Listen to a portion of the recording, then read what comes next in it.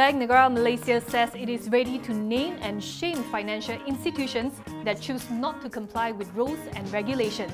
Governor Muhammad Ibrahim said the central bank would publish their names and offences come January 1st, 2018, explaining that all the penalties and compounds imposed BNM would be made transparent on its website and that it has given the financial institutions ample time to prepare their people and systems.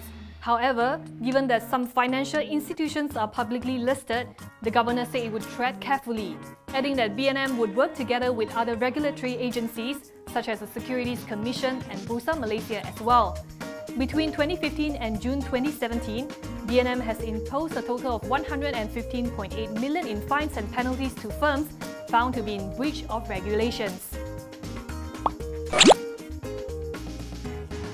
Bank Negara Malaysia says it will decide by year-end whether it will ban cryptocurrencies, taking a page from governments in China and South Korea, which have come down hard on digital currency.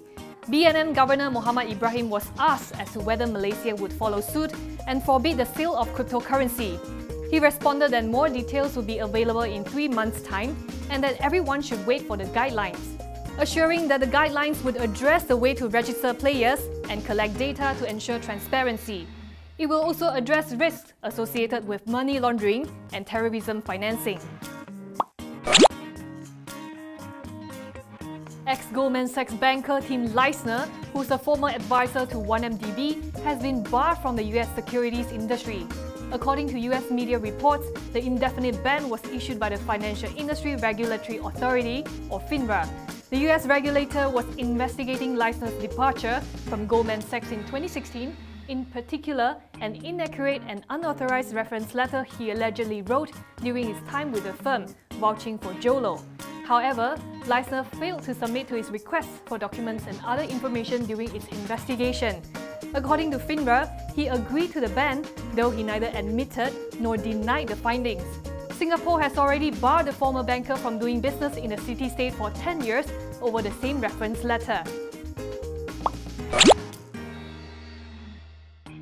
The World Bank says that Malaysia remains more exposed to exchange rate risk than other developing economies in East Asia and the Pacific, explaining that companies and banks in the country have sizable external debt, although forex reserves appear quite adequate. It added that this was also a problem to a lesser degree for Indonesia, Thailand and the Philippines.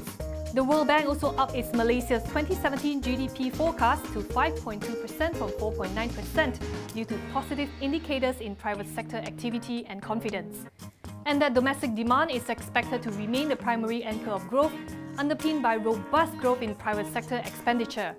It expects the improvement in Malaysia's export performance to continue in the second half in tandem with global demand expansion, and that the economy would sustain its current growth momentum in 2018 and 2019, but at a more moderate pace amid lower capex growth expectations.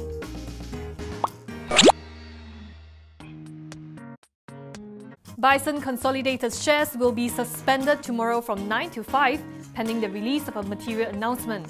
Bison is in the business of press and convenience retailing, with about 200 outlets under the brand of mynews.com. And other trade names such as News Plus, MacBeat, The Front Page, as well as WH Smith. Bison shares ended the day 2.06% lower at RM2.38.